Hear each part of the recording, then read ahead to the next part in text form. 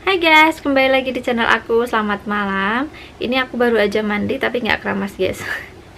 Dan aku juga udah selesai ngurusin nenek. Sekarang aku tinggal istirahat, nggak ngapa-ngapain. Nah ini tadi aku bawa air minum dari dapur. Hari ini tuh aku kurang minum guys, jadi aku sekarang minumnya yang banyak. Tadi aku udah minum 2 gelas, sekarang ambil 1 gelas lagi, mau tak habisin guys ya. Bismillahirrahmanirrahim. Taruh sini dulu. Nah, di video kali ini aku akan menjawab pertanyaan Q&A yang kemarin aku upload di story Instagram ya guys ya. Aku baru sempet, aku hampir lupa guys ya. Ini maaf banget sebelumnya ya kalau seumpama ada yang nggak kebaca. Terus pertanyaan tuh banyak banget yang sama, jadi nanti borongan aja tak jawab gitu ya. Ini pertanyaan pertama. Mbak Alin, saya mau nanya, hasil kerja di Taiwan sudah bisa beli apa saja di kampung untuk motivasi? Alhamdulillah aku selama di Taiwan, alhamdulillah ya sudah bisa mencukupi anak dan orang tua, itu yang paling utama. Karena awal niat kerja ke Taiwan itu karena itu guys, aku bisa cari nafkah buat anak sama orang tua aku gitu. Jadi selama aku kerja di Taiwan ya alhamdulillah mereka tercukupi. Alhamdulillah juga Allah ngasih rezeki lebih ke aku ya. Aku bisa bikin rumah, terus yang paling banyak sih buat beli sawah ya, sama ladang. Soalnya kan orang tua aku tani, jadi aku beli sawah sama ladang buat keseharian mereka. Terus yang lainnya juga buat tabungan gitu ya. Jadi aku tuh kalau gajian itu tak bagi-bagi, yang paling utama tuh orang tua, anak ya, buat kebutuhan mereka. Terus kalau ada sisa itu tak tabung. Aku setiap bulan pasti nabung, tapi belum pasti ya, kadang nabung banyak, kadang nabung sedikit, jadi lihat kebutuhan orang tua. Nama juga kebutuhan di rumah ya, ada kondangan, bayar air listrik, apa segala macam. Terus ada orang meninggal, orang sakit gitu kan, kalau di kampung kan pasti nengok ya, itu juga harus pakai uang gitu. Kalau di sini mah aku nggak pernah kayak gitu, semuanya ditanggung majikan ya. Jadi lihat orang tua aku guys, pokoknya aku sebisa mungkin orang tua, anak jangan nyampe kekurangan gitu sih. Kalau masalah aku buka usaha terus beli yang lain belum kepikiran ke situ, paling nanti kalau aku udah pulang baru mikirin masalah usaha, masalah beli yang lain gitu guys ya. Dan pertanyaan selanjutnya, Mbak Alin pulang ke Indonesia berapa tahun sekali dan dari tahun berapa Mbak Alin di Taiwan? Aku dari tahun 2009 akhir. Aku ke Taiwan November tahun 2009. Sekarang udah 2021.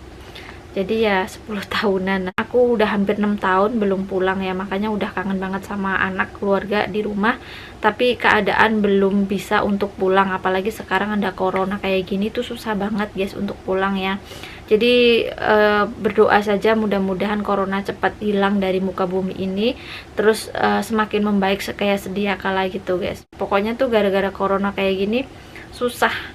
TKW mau masuk Taiwan juga susah, yang di sini mau pulang juga susah. Makanya aku lagi tak pikir-pikir dulu, apalagi majikanku kayak apa mencegah aku jangan pulang dulu. Soalnya kan kalau aku pulang majikanku juga bingung kan, yang jaga nenek siapa, terus kalau ngambil pembantu lagi gitu tuh susah. Masih harapanku mudah-mudahan aku di sini selalu sehat, terus kayak anak, keluarga, orang tua di rumah udah sehat gitu, udah alhamdulillah guys ya. Walaupun aku belum bisa pulang, yang penting tiap hari telepon, ada video callan gitu juga udah ngerasa tenang, bahagia gitu sih ya.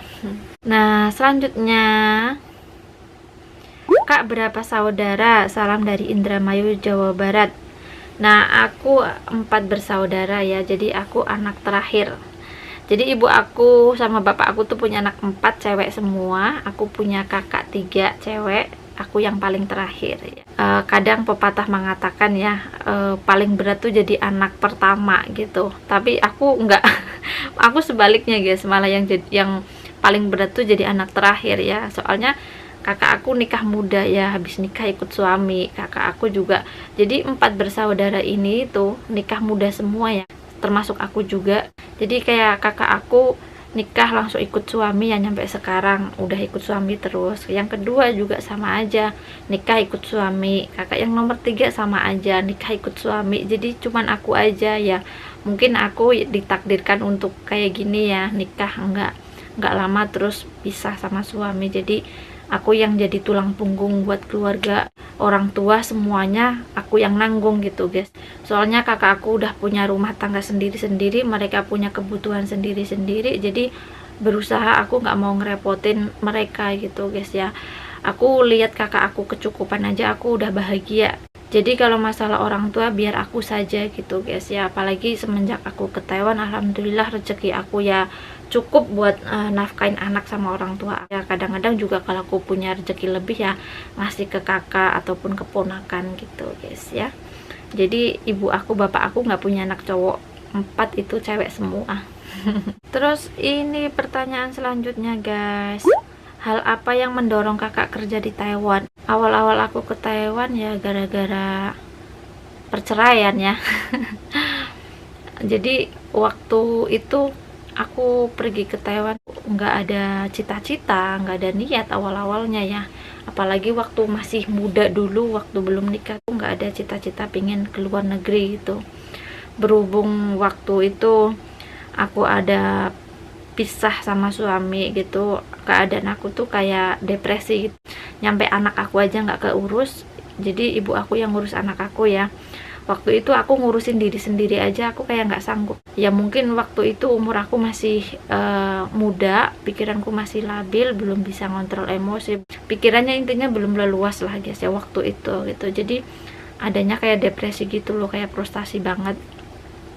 Nyampe anak yang jadi korban. Bener, kadang perceraian itu korbannya anak, jadi kayak termasuk anak aku juga kayak gitu guys ya, tetap jadi korban. Dengan aku berpisah sama suami pergi, udah nggak memperduliin aku juga anak. Alhamdulillah banget kayak orang tua aku bisa ngejagain anak aku ya.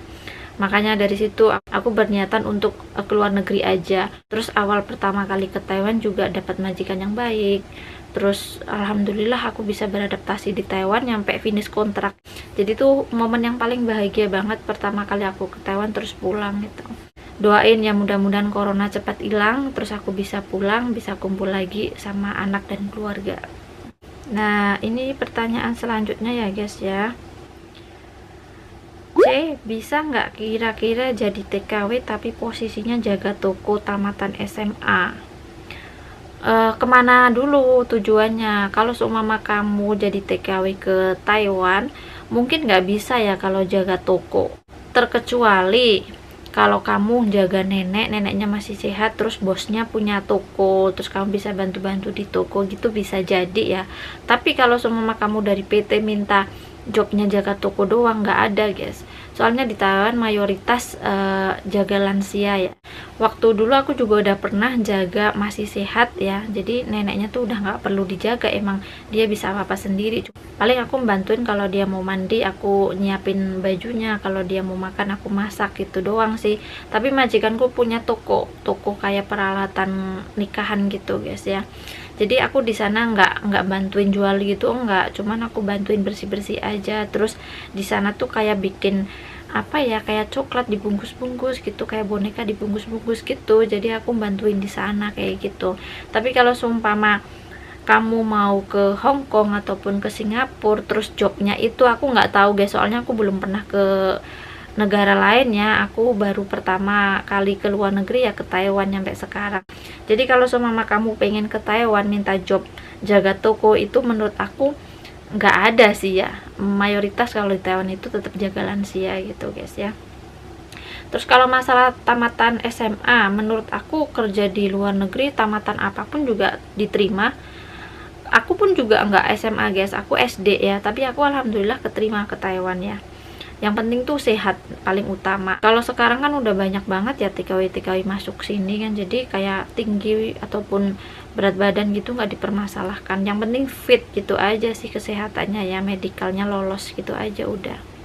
Ini pertanyaan selanjutnya guys, Mbak Alin ada turunan Cina ya? Waduh, nggak ada.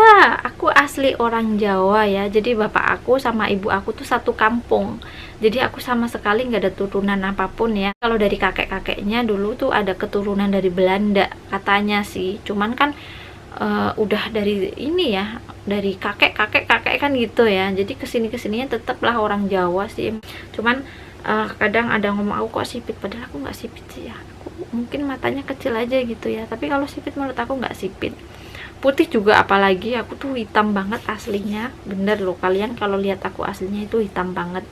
Cuman kalau muka sih emang kayak gini, aku nggak pernah tak permak-permak sih. Palingnya tak kasih gincu gitu aja. Aku bedak juga nggak pernah pakai bedak. Terus ini pertanyaan selanjutnya, kalau pulang ke Indo mau nikah atau buka usaha? Pengennya kalau pulang ya yang penting ngumpul dulu sama anak sama keluarga ya gitu. Masalah usaha juga belum tak pikirkan. Tapi kalau suruh milih usaha ataupun nikah, pengennya sih kalau udah ketemu jodohnya sih pulang dari Taiwan langsung nikah. Jadi kalau udah nikah terus punya suami kan bisa komitmen gitu loh guys ya. Jadi kita bisa kerjasama. Ini pertanyaan selanjutnya guys, kalau di Taiwan itu proses kirim barang ke Indo atau sebaliknya itu biasanya ribet nggak, biayanya kira-kira gimana? Kalau menurut aku sih ribet enggak ya, cuman biasanya kalau dari Indo ke Taiwan itu biayanya kayak timbang ya, jadi per kiloan. Dulu kan aku juga sering beli apa-apa gitu dari Indo ke sini gitu, tapi mereka ngomongnya per kilo ya, jadi sekilonya berapa gitu dihitung per kilo.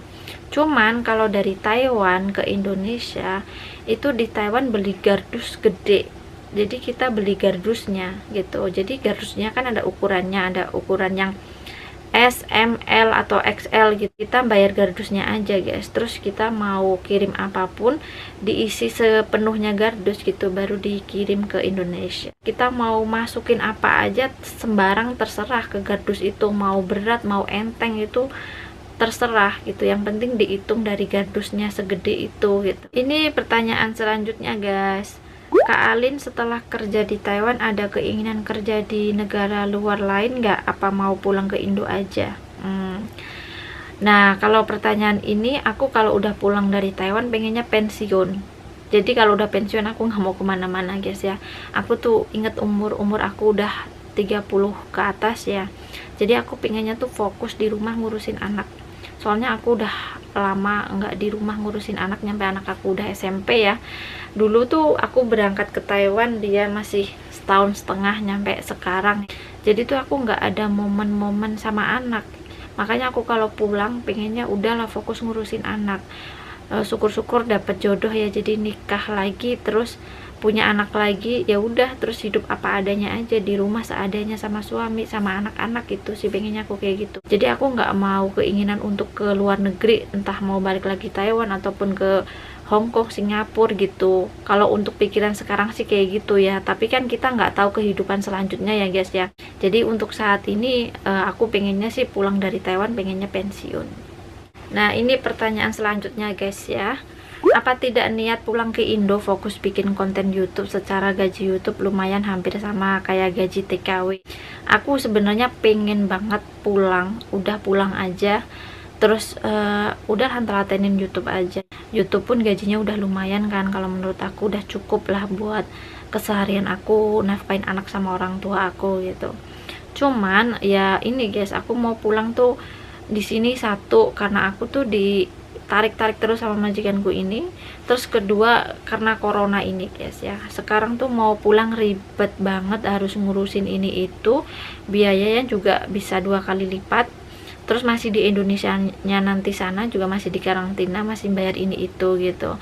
Jadi aku serba bingung. Kalau aku nanya sama orang tua sih, kalau orang tua aku terserah aku aja gitu. Kalau belum pengen pulang ya di sini aja nggak apa-apa, yang penting kan sehat, orang tua juga di rumah sehat.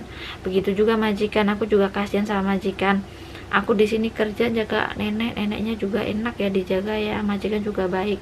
Majikan tuh sering banget ngomong sama aku, mohon jangan pulang dulu. Soalnya kalau aku pulang guys, ngambil pembantu lagi itu bener-bener susah. Soalnya majikanku juga nggak bisa jaga nenek. Jadi sebelum aku kesini, majikanku jaga nenek hampir 10 hari. Itu mereka tuh kewalahan katanya guys. Karena mereka tuh nggak ada ahli sama sekali untuk ngurus orang tua ya, walaupun ibunya sendiri ya. Cuman gimana ya, namanya juga ngurus orang tua kan kita harus telaten ya gitu. Jadi mungkin mereka kurang ketelatenannya gitu, nyari pembantu sana sini nggak ada. Makanya majikanku tuh pindah nyari agent lain, akhirnya menemukan agentku ini gitu. Berhubung dapat aku di sini, makanya majikanku seneng gitu ya, apalagi sama aku alhamdulillah cocok. Mereka sering banget bilang jangan pulang dulu, jangan pulang dulu gitu, makanya aku serba bingung ya. Aku sih tak jalanin sambil lihat nantinya bagaimana gitu. Nah oke guys, ini pertanyaan terakhir ya, soalnya udah banyak banget, takutnya nanti kepanjangan. Ini pertanyaannya nggak mau nanya apa-apa, cuma mau ngucapin semoga Mbak Alin selalu diberi kesehatan, dilancarkan rezekinya, amin. Terima kasih banget ya doanya. Jadi buat kalian yang sayang sama aku, terus yang peduli, yang ngasih support, semangat ke aku, pokoknya terima kasih banget buat kalian. Kadang aku berpikir gini ya, kalian tuh nggak kenal aku gitu, aku pun juga sebaliknya nggak kenal ke kalian, tapi kadang kalian tuh peduli banget sama aku guys, apalagi yang sering banget DM aku terus ngasih semangat, dukungan ke aku. Ih bener-bener aku berterima kasih. Kalau kita mendoakan orang lain yang baik-baik, maka doa-doa baik itu akan balik ke diri kita sendiri. Mudah-mudahan kalian selalu diberi kesehatan, diberi rezeki yang lancar ya guys ya, amin. Jadi terima kasih banget buat kalian ya. Nah untuk video kali ini cukup segini aja, takutnya nanti panjang kali lebar, malah kalian bosen dengerin aku ngoceh gini ya. Jadi buat yang ngasih pertanyaan nggak tak jawab, maaf banget ya guys ya, soalnya ini waktunya juga udah malam, di sini banyak banget, aku bingung mau bacain yang mana, jadi aku bacain yang penting-penting aja. Jadi buat kalian terima kasih banget ya, jangan lupa like nya, jangan lupa subscribe nya juga yang belum mengikuti channel aku. Terima kasih, bye bye.